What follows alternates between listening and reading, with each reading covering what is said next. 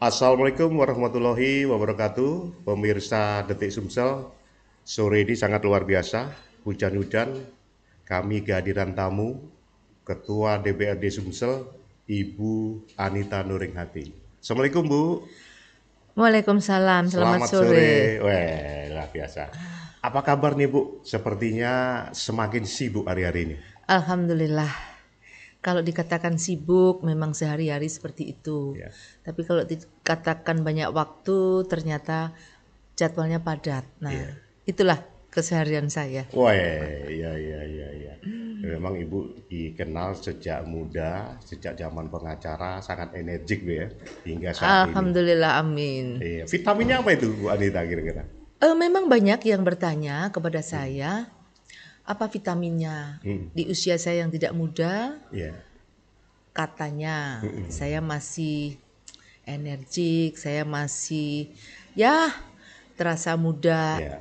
Saya pikir bagaimana kita menyiasati usia itu tidak bisa di stop.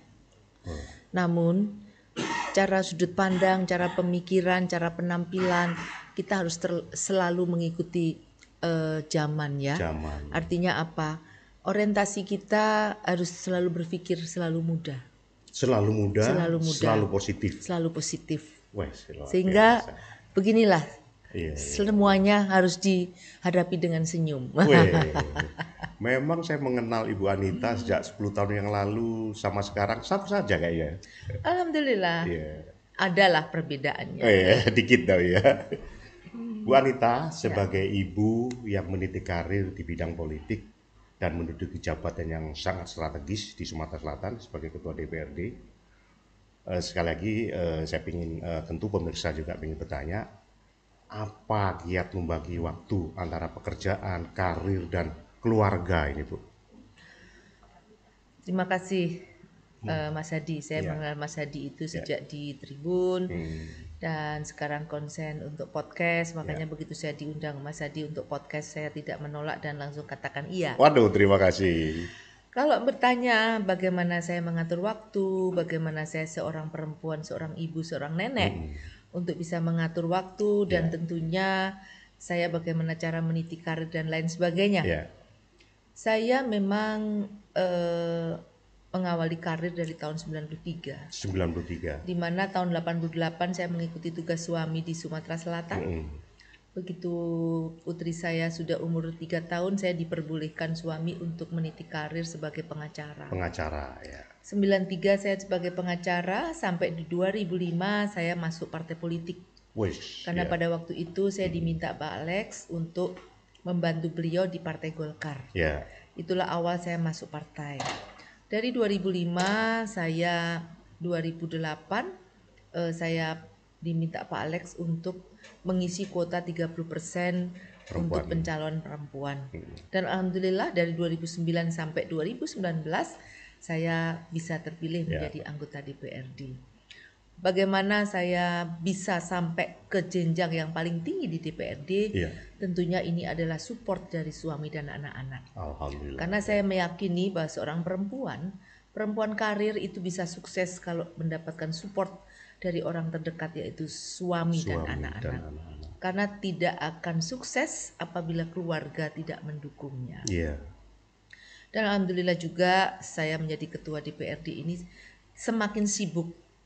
Namun saya bersyukur teknologi juga semakin canggih. Bagaimana kita bisa selalu berkomunikasi dengan keluarga, apalagi saya punya cucu 4 yang lagi lucu-lucunya. Sehingga komunikasi saya dengan putra-putri saya, dengan suami, dengan keluarga itu bisa terbangun walaupun kadang tidak harus berhadapan tatap muka. Namun hal itu menjadikan semangat buat saya karena doa dan dukungan dari keluarga yang bisa menjadikan saya sampai seperti sekarang ini. Jadi pernah nggak ada yang protes dari cucu, dari anak? Ya pasti ada dong. Ada ya. Manusiawi. Kadang-kadang mereka bilang, Uti rapat terus. Karena kadang-kadang hari libur saya sudah janjikan mau jalan-jalan ke mall nungguin mereka main, tiba-tiba saya nggak jadi ikut. Itu kadang-kadang mereka protes. Dan hal itu ya sangat mengerti.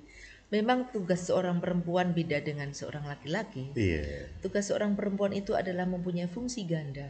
Perempuan bisa menjadi ibu, menjadi istri, dan menjadi nenek apabila sudah punya cucu seperti saya.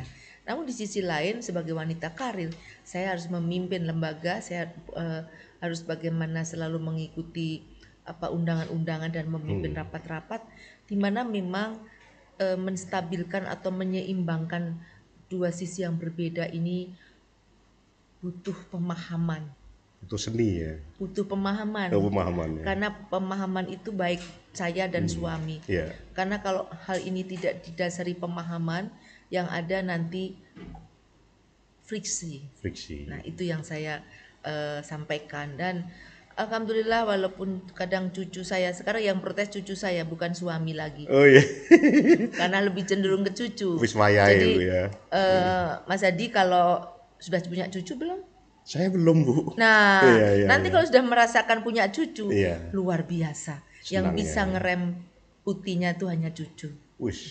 Jadi suami dan anak itu sudah nomor 2. Sekarang yang ke depan itu adalah cucu. Sangat nikmat sekali punya cucu. Lebih dari itu, Bu ya. Nah, Bu, ketika bekerja kan selalu berbicara soal politik.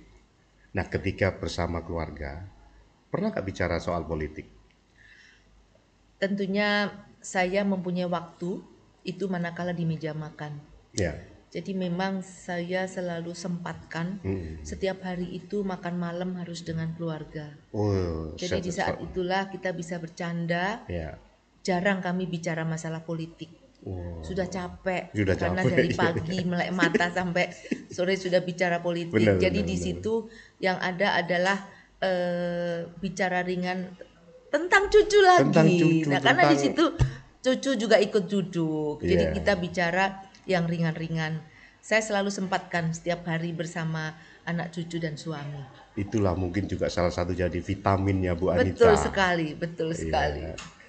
Ada nggak dari putra-putri yang nurun dia ikut berpolitik? Alhamdulillah di tahun 2024 periode nanti 2024-2029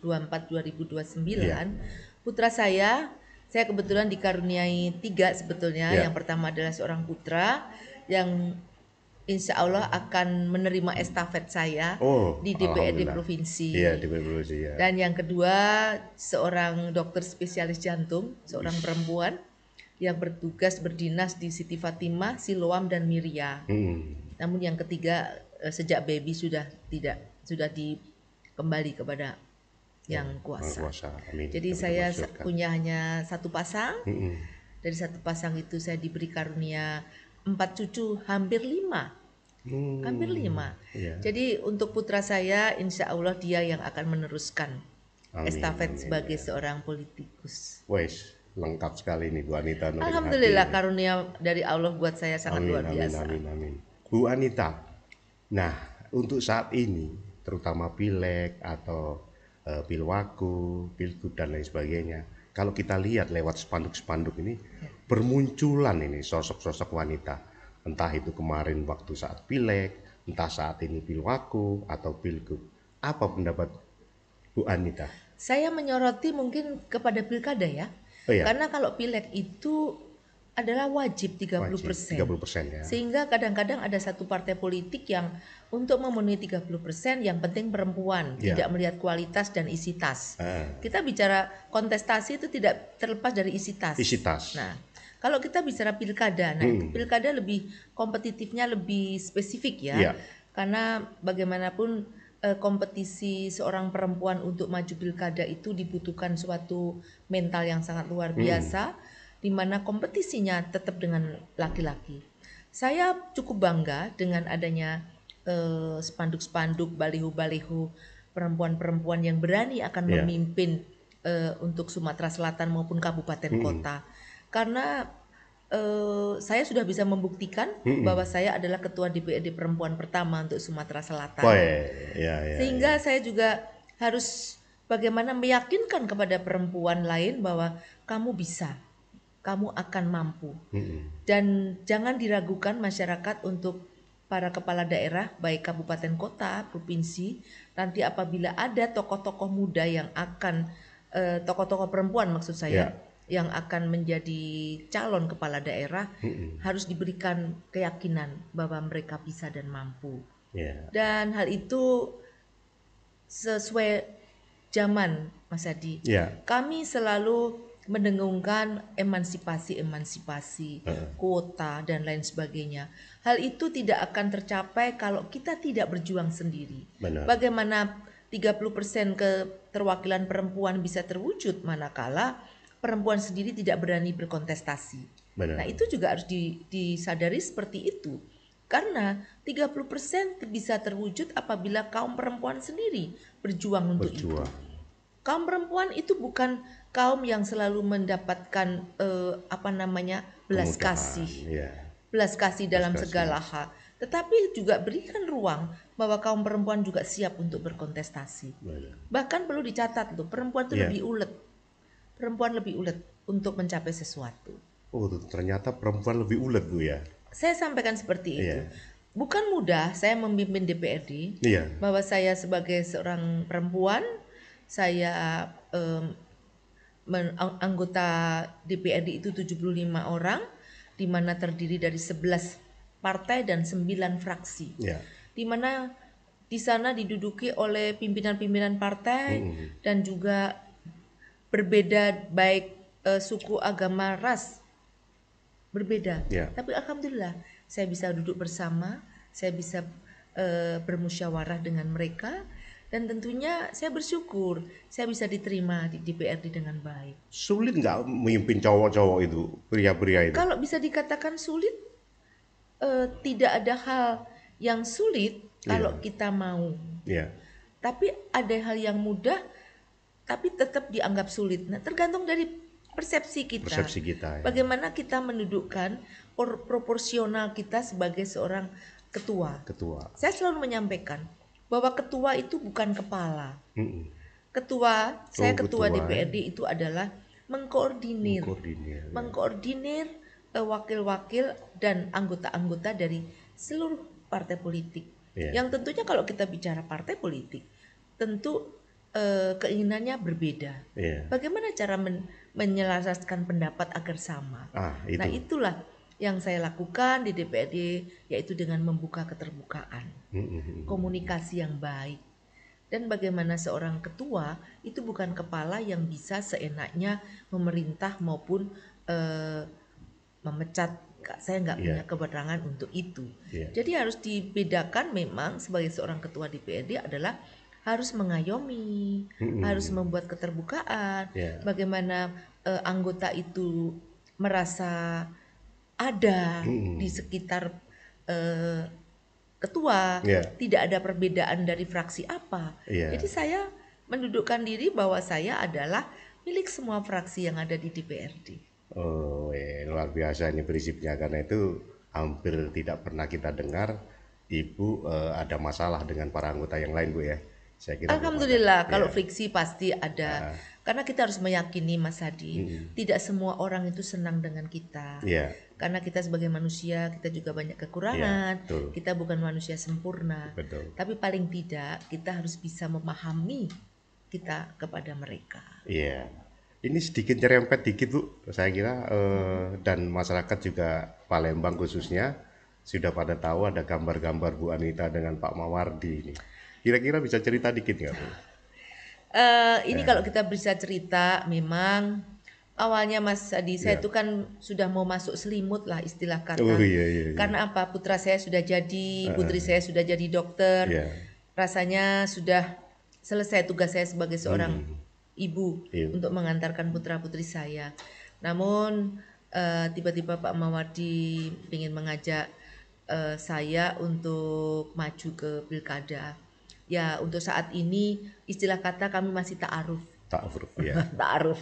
Jadi nanti kepastiannya pasti nanti pada waktu kami deklarasi, karena kami juga masih menunggu rekomendasi resmi dari partai kami, walaupun secara non formal saya dan Pak Mawardi sudah menghadap ke Ketua Umum Golkar dan beliau restu.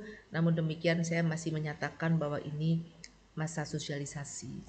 Kalau Allah meridhoi perjalanan kami, ya kami nanti segera deklarasi.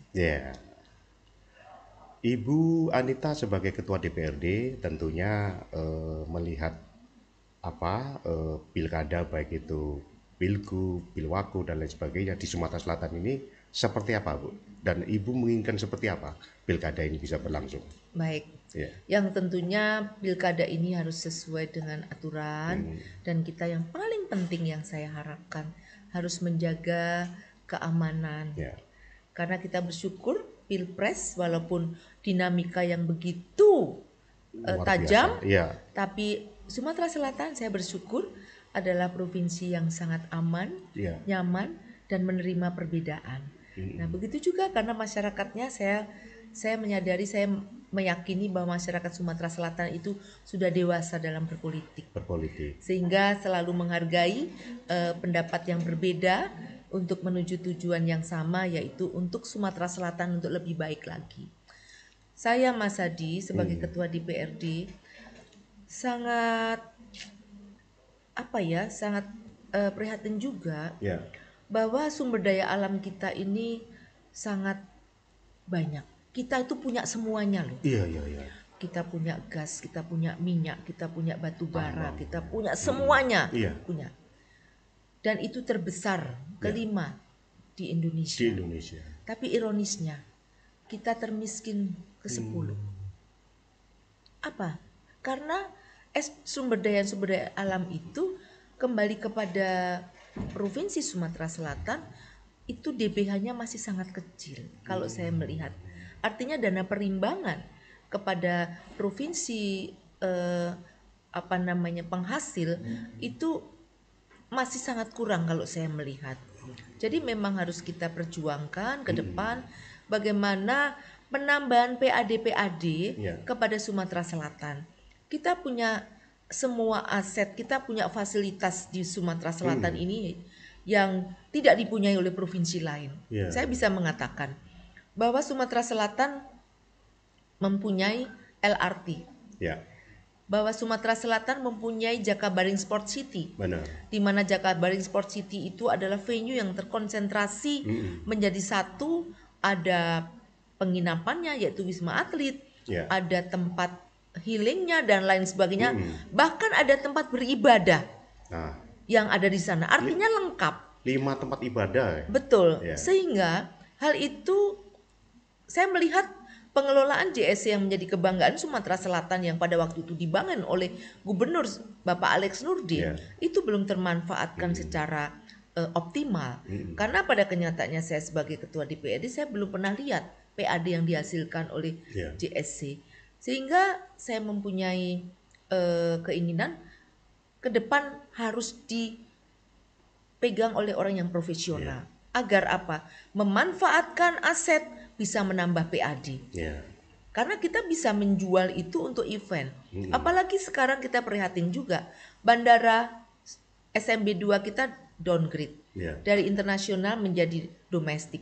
Itu juga disebabkan karena kita tidak pernah ada event. Saya berharap bahwa event-event internasional yang dulu pernah dibangun oleh zaman Bapak Alex, terutama untuk event-event olahraga, bisa kita guide lagi untuk di Sumatera Selatan. Karena kita sudah punya semua fasilitas untuk itu. Karena dengan adanya event-event nasional maupun internasional yang ada di Sumatera Selatan, khususnya di Palembang sebagai ibu kota provinsi, otomatis UMKM akan tumbuh. UMKM tumbuh itu juga untuk masyarakat. Nah, itu yang saya harapkan. Dan lagi bagaimana kita tentang perhatian tentang kebutuhan dasar sebagai masyarakat itu, yaitu kesehatan dan berobat. Nah, ini juga belum optimal. Masih banyak hal-hal. Jadi nanti siapapun terpilih, baik provinsi, kabupaten, kota, saya hanya menitipkan pesan bahwa kebutuhan dasar sebelum yang lainnya itu adalah pendidikan dan kesehatan.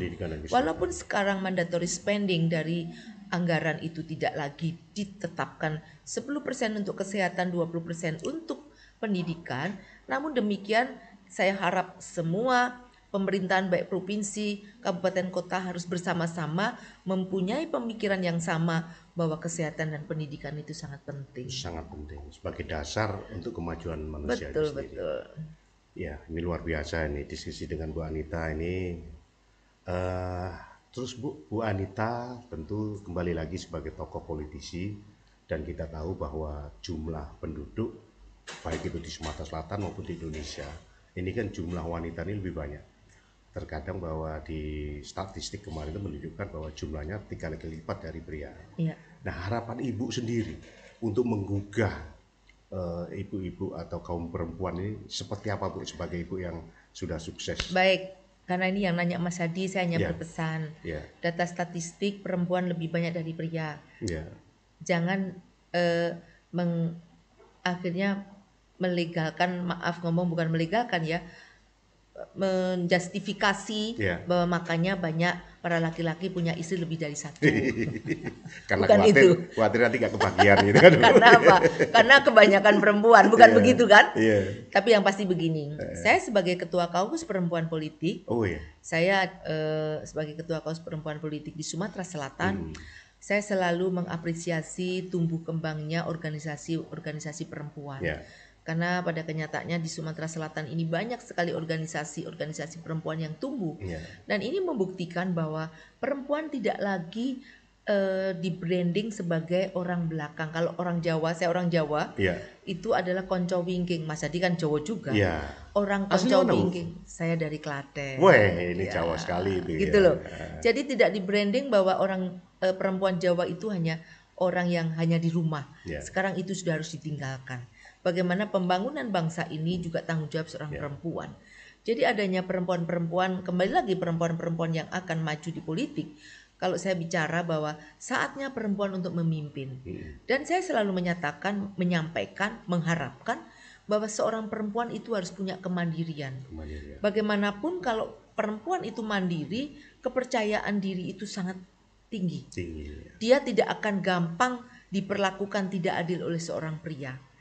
Saya pernah menjadi pengacara di mana pada waktu itu kami punya klien yang seorang suami istri, istrinya selalu mendapatkan kekerasan KDRT. Kami usulkan gimana kalau kita laporkan saja. Apa jawaban ibu itu? Jangan Bu, kalau kita laporkan suami saya ditahan, anak-anak saya makan apa? Biarlah kami diperlakukan seperti ini. Itu yang menjadi kesedihan saya pada waktu itu. Maka waktu saya menjadi anggota DPRD pertama yang saya tuju adalah Komisi 5. Komisi 5 yang membidangi perempuan. Di mana saya menggandeng pemerintah untuk hadir di dalam perempuan melalui Dinas Pemberdayaan Perempuan. Saya menyampaikan bahwa Dinas Pemberdayaan Perempuan itu tugasnya bukan sosialisasi, tapi bagaimana perempuan itu diberdayakan sesuai kapasitasnya. Jadilah perempuan mandiri. Perempuan mandiri tidak harus menjadi politisi. Tidak harus menjadi profesional, tetapi perempuan mandiri bisa menghasilkan apa yang harus didapatkan untuk menopang perekonomian keluarga. Karena saya sudah melihat bahwa memandang tanggung jawab perekonomian dalam keluarga itu tidak sepenuhnya di tangan pria. Tapi sudah saatnya pria, laki-laki dan perempuan itu punya hak dan tanggung jawab yang sama. Wah, luar biasa ini. Tidak terasa cukup lama, dan hampir setengah jam lebih. Terakhir ini Bu, pertanyaan. Mungkin ini sangat menarik bagi pemirsa karena ada semangatnya, ada spiritnya.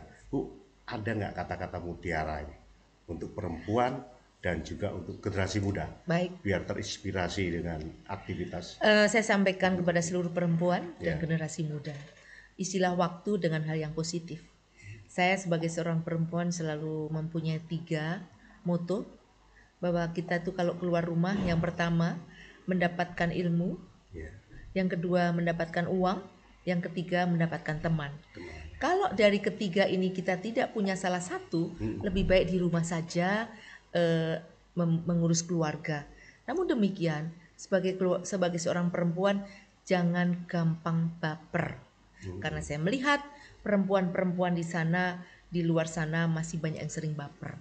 Apalagi kalau perempuan yang akan terjun ke politik, itu harus mempunyai mental yang kuat. Bagaimanapun politik itu, kalau saya katakan kejam, tidak juga kejam. Namun apabila tidak kuat, bisa tumbang sendiri. Sehingga saya akan menyampaikan pantun, kata mutiaranya. Di hari Lebaran makan ketupat. Ketupat dimakan bersama daging kambing.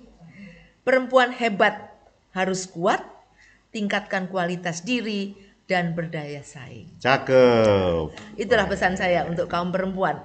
Marilah kaum perempuan, kita saling bergandeng tangan untuk mewujudkan perempuan hebat, perempuan yang mandiri. Terima kasih. Wah, terima kasih Bu Anita, luar biasa. Inspirasi, pantunnya, kemudian cerita-cerita tentang Bu Anita Nuringhati. Demikian pemirsa Detik Sumsel, sampai ketemu di waktu yang akan datang dan narasumber yang lain juga yang berbeda. Terima kasih. Wassalamualaikum warahmatullahi wabarakatuh.